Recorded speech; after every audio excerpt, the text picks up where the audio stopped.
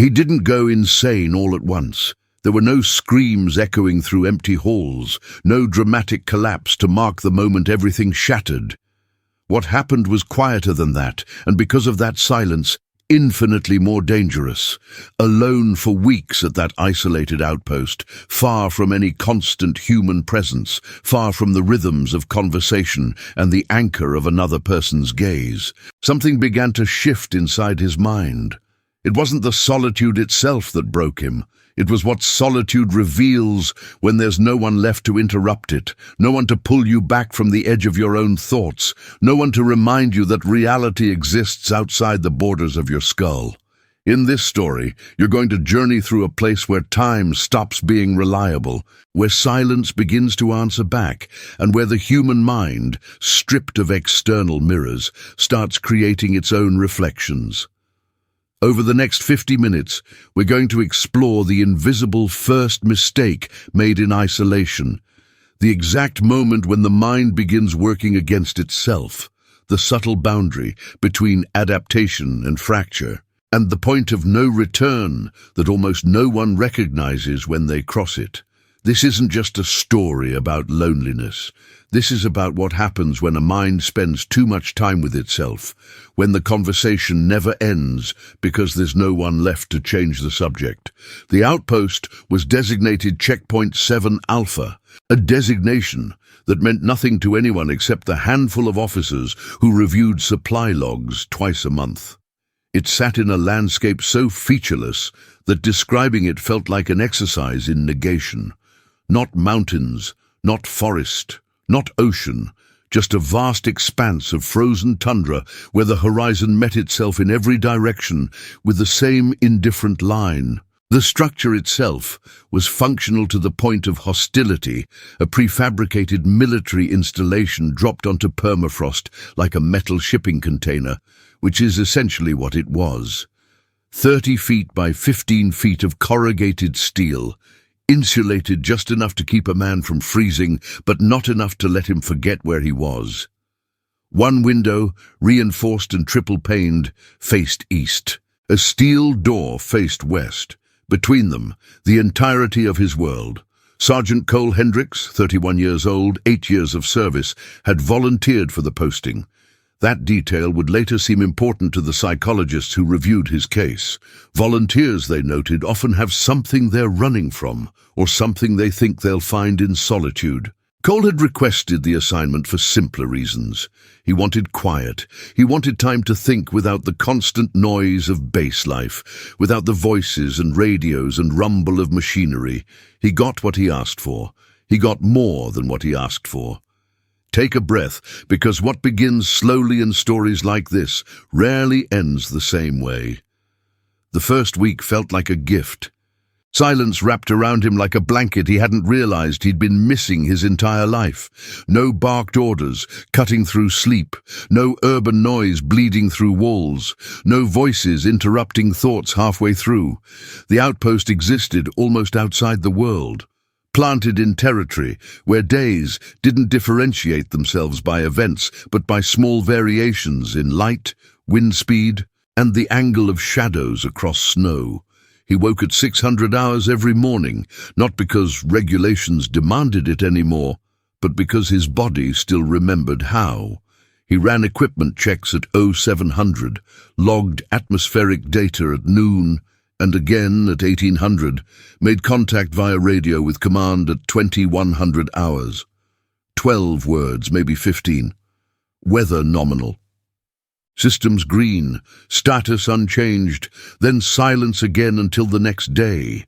His mind, in this early stage, believed it was in control. That's what minds do. They mistake routine for stability, mistake the absence of crisis for the presence of health.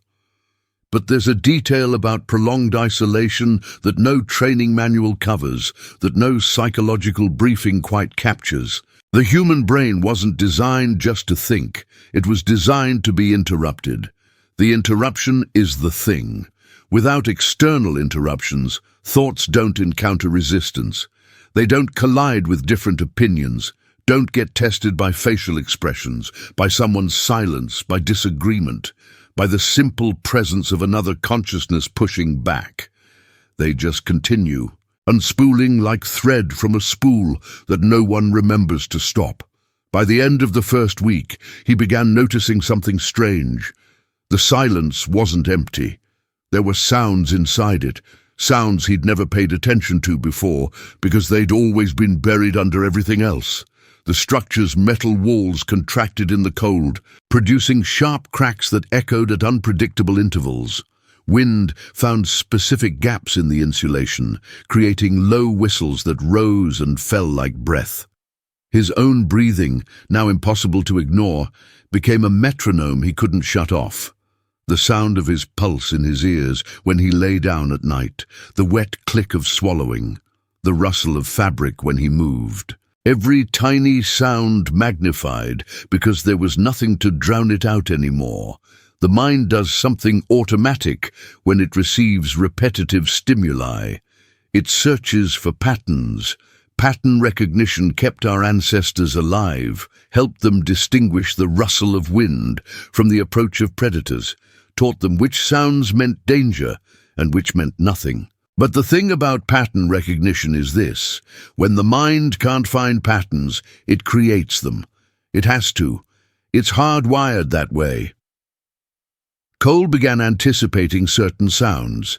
He'd hear the wind pick up outside and know, absolutely know, that in 3 seconds the structure would creak in that specific way. When it did, he felt a small satisfaction, like solving a puzzle. When it didn't, he felt something else. Not quite frustration, more like a tiny wrongness, a sense that something had deviated from script. None of this seemed dangerous. None of this triggered any alarm. That's the problem with the most critical phase of mental deterioration. It's not marked by fear, it's marked by normalization. Everything feels manageable, rational, under control, right up until the moment you realize it hasn't been under control for a very long time. He still felt lucid, rational, capable. His reports remained clear and professional. His equipment checks showed no lapses. Anyone reviewing his logs would see a textbook example of proper protocol maintenance. But something essential had already begun changing. The external world was becoming too predictable, and the internal world was becoming too active. When that balance shifts, the mind stops observing reality and starts negotiating with it. It starts making deals, making adjustments, making allowances it would never make if someone else was watching.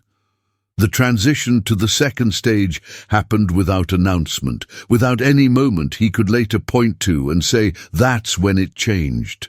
It began with the speed of his thoughts.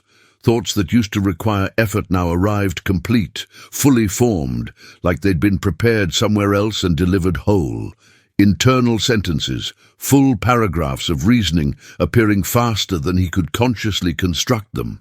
At first, this felt like efficiency, like his mind had been sharpened by the quiet, freed from distraction to operate at peak performance. He'd think about checking the radio equipment, and before he'd fully formed the thought, the next 3 steps of the process would already be laid out in his mind. He began commenting on his own actions in silence, a running internal monologue that everyone engages in to some degree. Did that right. Next time, adjust the sequence. This doesn't matter. None of these phrases sounded strange in isolation. Everyone does this. Everyone narrates their life to themselves to some extent. The difference was that here, there was no one to interrupt that flow anymore. Without external conversations, the internal monologue found no natural endpoint. It didn't dissolve when spoken aloud because he wasn't speaking aloud. It just deepened, folding back on itself, gaining layers and complexity.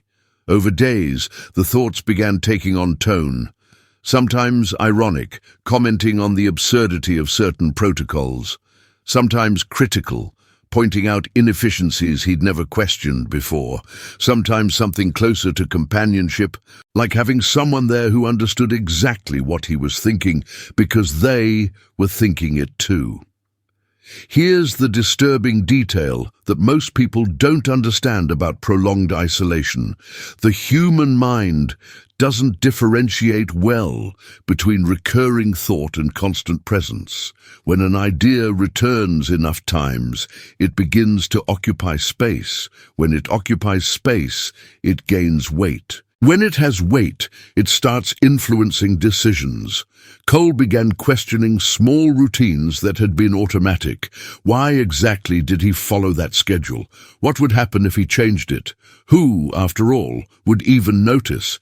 Isolation creates a dangerous illusion, the illusion that without witnesses, there are no consequences. That's when the mind starts testing boundaries. He postponed tasks, small ones at first, a late equipment check, a delayed log entry. Then he started skipping steps, not out of rebellion but out of curiosity. He wanted to observe his own reaction, wanted to see what would happen, like a scientist studying himself from inside his own skull. The absence of external feedback created a subtle but profound shift. His brain became judge and defendant simultaneously, prosecutor and jury, with no outside arbitrator to appeal to. When that happens, rules start to flex. Standards become negotiable. One night, he realized he was thinking out loud, not quite talking to himself, but verbalizing thoughts in whispered fragments. His own voice sounded different in that environment, more present than it should be, like someone else was in the room. The silence didn't just listen anymore. It returned emotional echoes. Negative thoughts lingered longer than they should, circling back hours after he thought he'd dismissed them. Old memories surfaced without invitation, moments from years ago arriving with the clarity and emotional weight of recent events. Past mistakes gained new importance, grew larger in retrospect, demanded to be re-examined from new angles. Without distractions, his mind began excavating. The deeper it dug, the more material it found. Entire strata of buried experience suddenly accessible, suddenly demanding attention. The problem was never what he thought about. The problem was that there were no pauses between thoughts anymore. When the mind doesn't rest, when it can't shift focus to something external, it begins creating narratives to keep itself occupied. And narratives require conflict, require tension and resolution, require characters and stakes. Even if the only character is yourself, and the only conflict is with your own thoughts. Something essential happened in those weeks, something without alarm or visible crisis. He stopped using his mind as a tool and started living inside it. The external world began seeming distant, irrelevant, optional, like a movie playing on a screen he could choose to watch or ignore. But isolation hadn't shown its cruelest aspect yet, because the next stage isn't just thinking too much. The next stage is starting to distrust your own perception. The clock still worked. He checked it multiple times every day, a habit so ingrained he barely noticed himself doing it. The logs were still maintained, entries made at proper intervals in his precise handwriting. The calendar still hung on the wall, each day marked off with a single diagonal line, but time itself had stopped obeying. He noticed it on a morning too ordinary to be memorable, waking with the strange sensation of being late, even though he couldn't remember anything he needed to be on time for.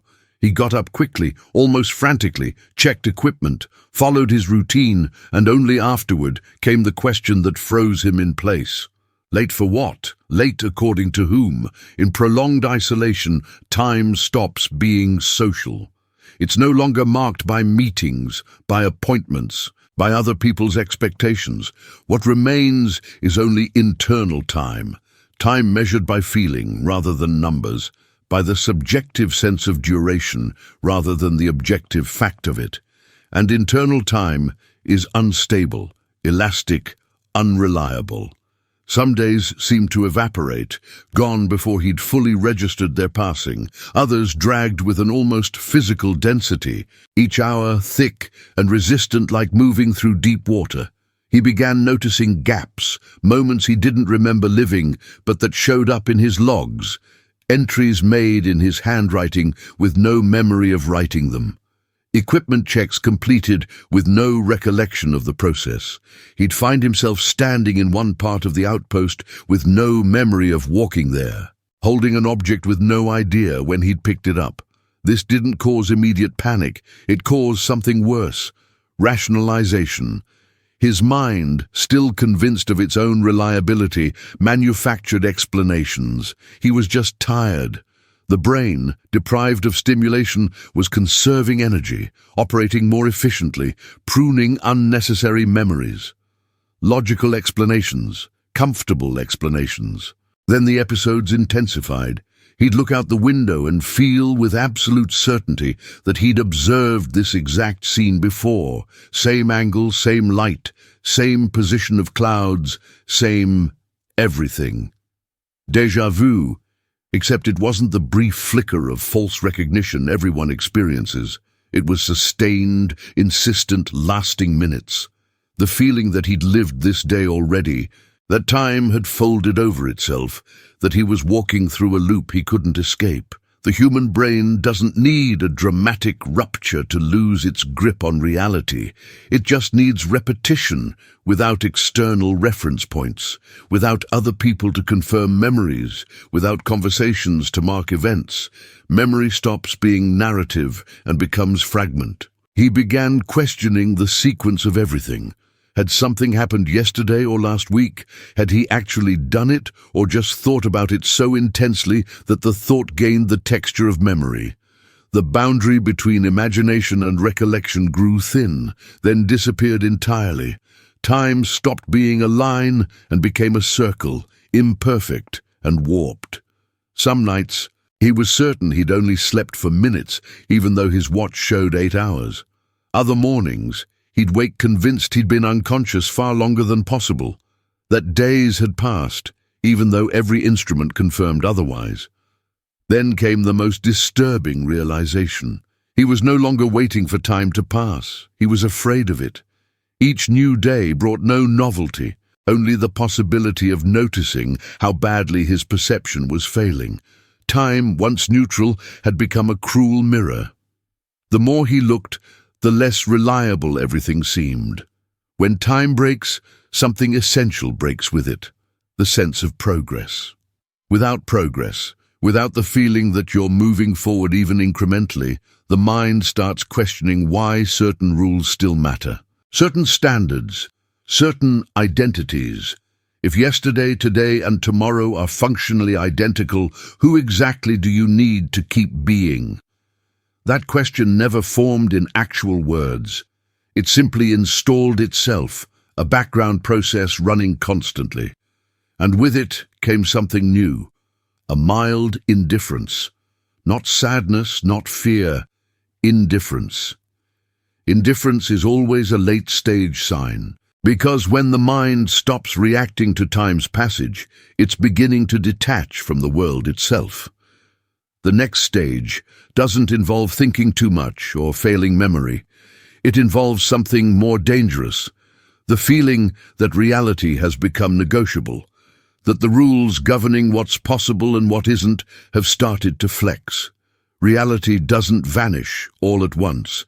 It yields, first in details too small to challenge, then in nuances only someone living there could notice, finally in certainties that can no longer support themselves.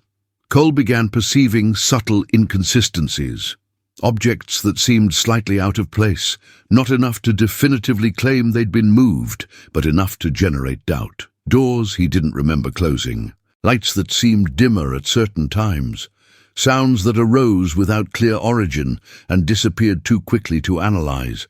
None of this was explicit. Nothing screamed danger. It was just the uncomfortable sensation that the environment had stopped behaving in entirely predictable ways.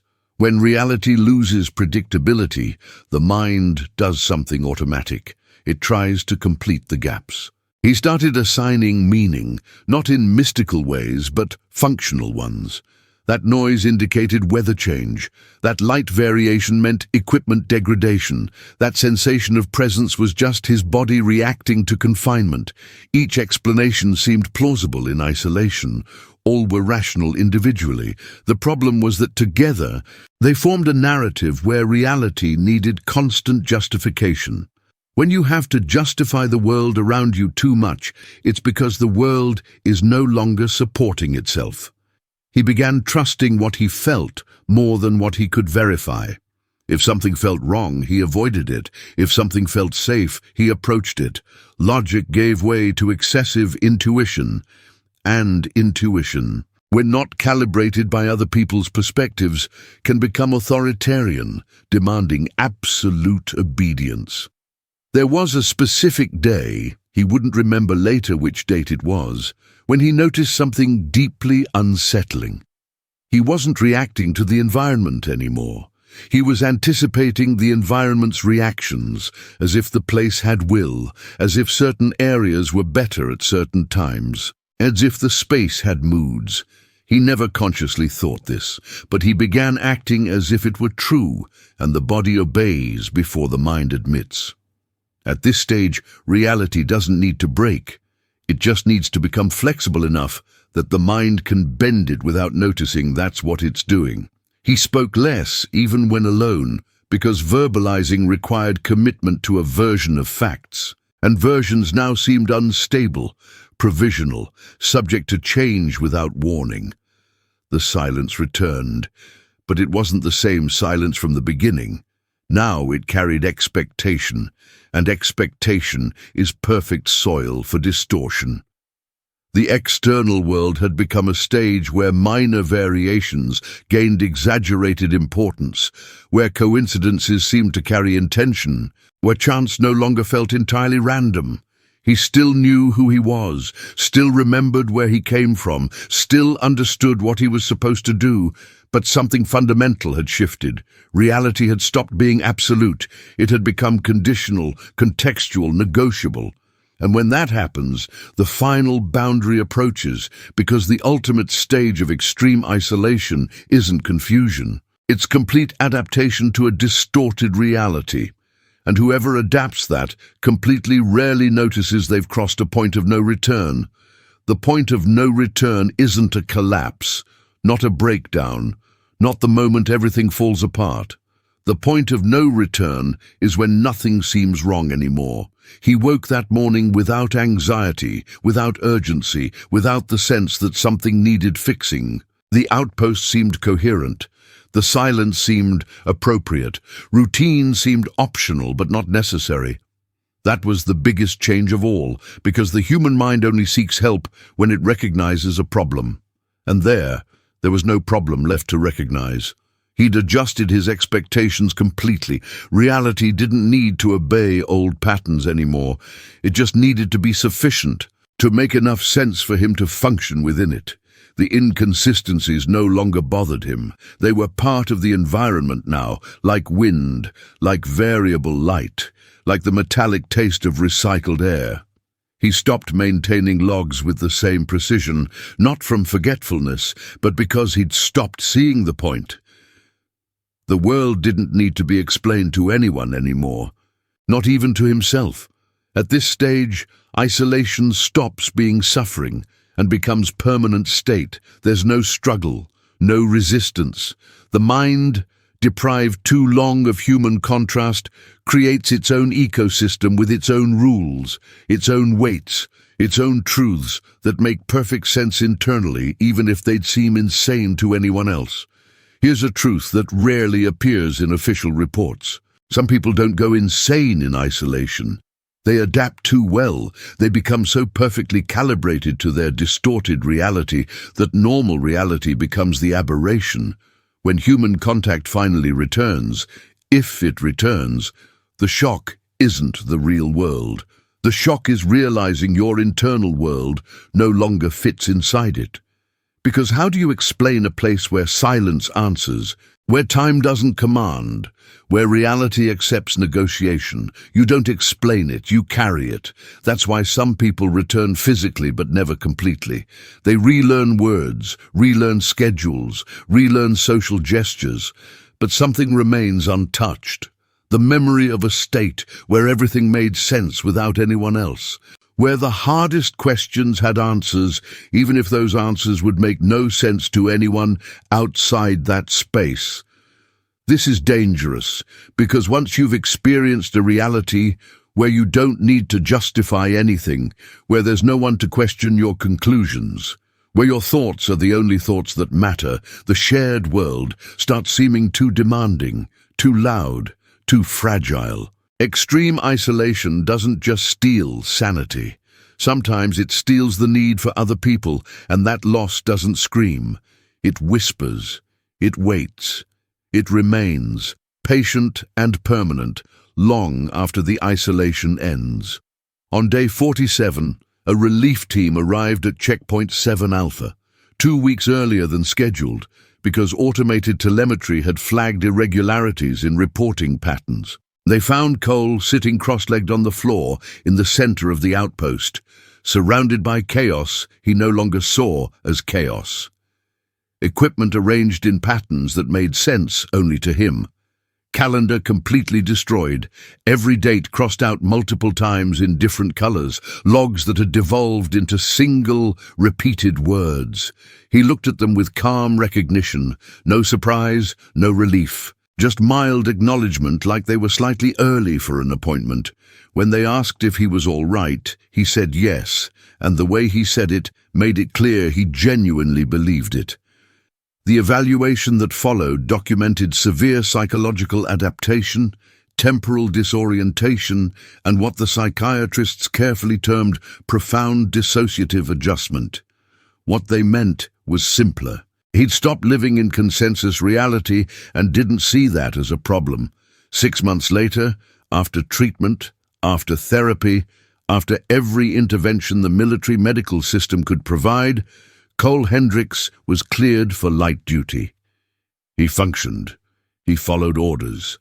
He passed every evaluation. But everyone who worked with him noticed something had changed, something that couldn't quite be named. He was quieter than before, but it wasn't shyness. He seemed to be listening to something no one else could hear, attending to some internal priority that superseded external demands.